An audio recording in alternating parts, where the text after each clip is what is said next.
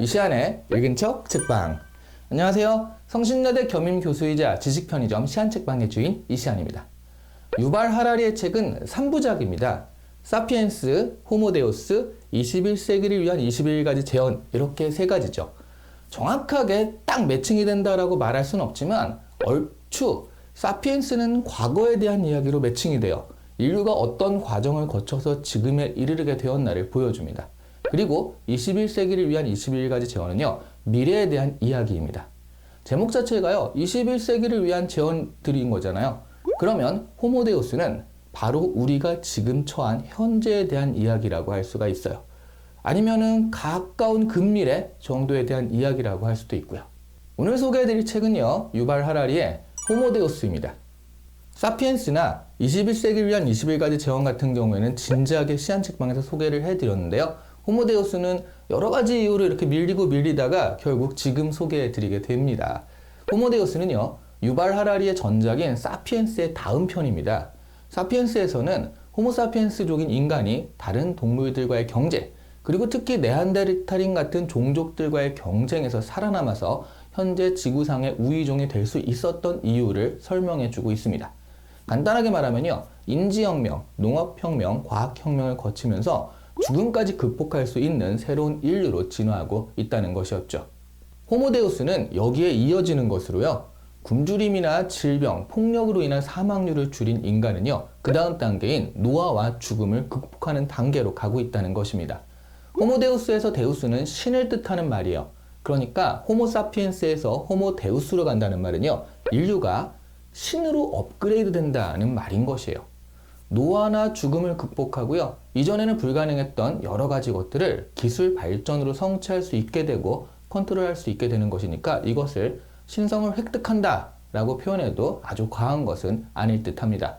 일단 안 죽고 안 늙는다는 얘기니까요. 이 책은요, 처음 서장과 이후 3개의 장으로 구분되어 있습니다. 사실 처음 서장을 읽으면 이 책에서 유발 하라리가 하려고 하는 이야기가 무엇인지 확실히 알 수 있고요. 이어지는 3개의 장에서는 그런 사유의 과정을, 인류의 역사를 정리하면서 자세하게 이야기해주는 방식입니다. 그러다 보니까 인류 전체 역사에 대한 전체적인 논의는 사피엔스의 이야기와 겹치는 부분이 좀 있어요. 다만 이 책에서는 그 부분을 조금 더 과학에 집중해서 조명하고 있습니다. 일부를 통해서 결국 말하고 있는 것은요, 인간이 동물들과 달리 경쟁력이 있었던 것은 여러 명이서 유연하게 협력할 수 있도록 상상의 힘을 발휘할 수 있었기 때문이라고 말하고 있습니다. 2부를 통해서는요, 그러한 인간들이 세계를 어떻게 구성하고 유지해 왔는가에 대한 이야기인데요. 종교라는 스토리텔링 체계에서 인본주의로 그 구성하는 힘의 근간을 발전시켜 왔다는 것입니다. 신에 대한 믿음이요, 인간에 대한 믿음으로 바뀌는 그런 과정이에요. 그리고 3부를 통해서는요, 인본주의의 꿈을 실현하는 과정에서 나오는 포스트 인본주의의 기술들이 오히려 인본주의의 근간을 흔들게 될 것이라는 이야기입니다. 인간의 몸은 유전자로, 그리고 정신은 알고리즘으로 파악 가능한 것이 됩니다. 파악 가능하다는 것은 그것을 개조하거나 업그레이드 시키는 것도 가능하다는 얘기거든요. 인본주의에서 인간의 의지는 가장 중요한 요소인데, 이 의지를 맞춤으로 얻을 수 있다면 이것은 딜레마 상황이 될 수밖에 없는 것입니다.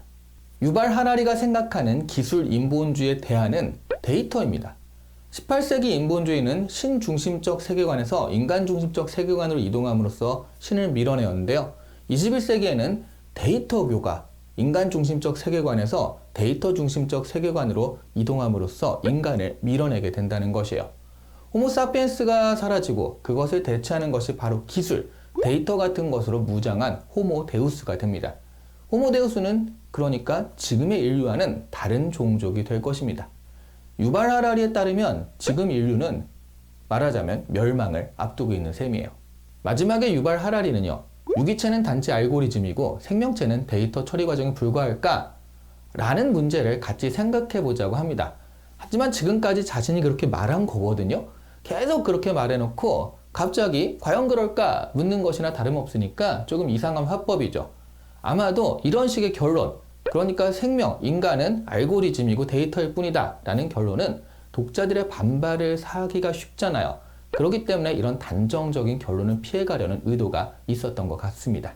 하지만 지능과 의식 중에 의식은 없이요, 지능만 가진 알고리즘이 우리 자신보다 우리를 더 잘 알게 되면 우리에게 어떤 일이 생길 것인가를 생각해보자는 그의 말은요, 지금 따져보면 결국 AI잖아요. AI, 그리고 그것으로 인한 뭐 자율주행이라든가 메타버스 등 여러 가지 기술 발전의 방향을 보면요, 그대로 예언처럼 들리면서요, 호모데우스로서의 진화는 피할 수 없는 것으로 느껴지게 합니다. 마케팅의 아버지라 불리는 필립 코틀러는요, 마켓 5.0이라는 책에서 마케팅에 대한 새로운 개념을 제시하면서요, 데이터 기반의 마케팅에 대해서 말을 했습니다. 어느 날 집으로 임산부 관련 물품 카탈로그가 날아오면서 아버지는요, 딸의 임신 사실을 알아채게 된 일이 있었는데요. 딸이 구입한 물품을 보고요, 대형마트에서 딸의 임신 사실을 인지하고 관련 카탈로그를 보냈다는 거예요. 딸은 졸지에 아버지에게 임신 사실을 고백할 수밖에 없는 상황이 되었죠. 이 경우 데이터가 진실보다 앞선 거죠. 이미 데이터는요, 우리 자신보다 우리를 더 자세히 알기 시작을 했습니다.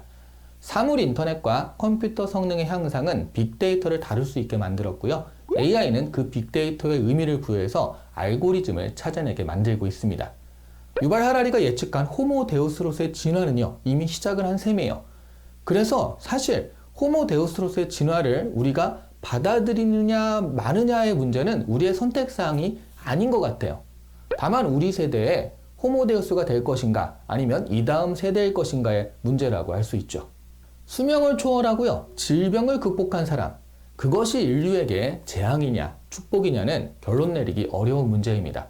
다만 그런 미래가 예정되어 있다면 최대한 축복의 길로 만들기 위해 우리가 노력할 부분들을 찾을 수 있을 것입니다. 예정된 길을 부정하느라고 힘을 빼기보다는요, 예정된 길을 나쁘지 않게 만들기 위해 노력하는 것이 보다 더 현명한 길이라는 생각도 듭니다. 불과 몇 년 만에 유발 하라리가 생각하는 세상으로 성큼 다가가는 게 느껴지는 요즘입니다. 과학은 인류를 과연 어디까지 데려다 줄까요? 더 적절한 의문은요, 우리는 살아생전에 과학이 어디까지 우리를 데려다 주는 것을 체험할 수 있을까요? 조금 더 디테일한 질문으로 바꾸자면요, 만약 죽지 않는 몸으로 선택을 할 수 있는 기회가 우리에게 온다면 여러분은 어떤 선택을 할까요? 제가 예전에 한 TV 예능에 참가를 하게 됐는데 거기서 그런 질문이 주어졌어요. 만약 만년을 살 수 있다라고 한다면 실제로 사시겠습니까? 아니겠습니까? 라는 질문이 주어졌는데요. 그때 연예인 6명 패널 중에 5명이 나는 그냥 죽겠다라는 선택을 하더라고요. 한 명, 전현무 씨였거든요. 전현무 씨 한 명만 나는 만년을 살겠다라는 선택을 했습니다. 의외로 모두 다 영생은 아니죠. 만년이니까. 만년을 살 선택을 했을 것 같은데 의외로 오히려 많은 사람들이 오히려 그냥 죽겠다라는 선택을 하는 것을 보고 좀 의외다라는 생각을 했거든요. 그런데 그런 선택들이 이제 멀지 않아서 우리에게 주어질 것도 같네요. 사피엔스는요, 이 책을 본 다음에 지식이 쌓인다라는 느낌이라면 호모데우스는 이 책을 본 다음에 많은 질문이 쌓이는 느낌의 책이라고 할 수 있습니다. 오늘 이 시간에 읽은 척 책방은 유발 하라리의 호모데우스였습니다. 좋아요와 구독은 시안책방을 진화시키는 데이터입니다. 일단 시안책방은 북데우스로 진화를 좀 시키고 싶어요. 같이 진화를 이룩했으면 좋겠습니다. 감사합니다.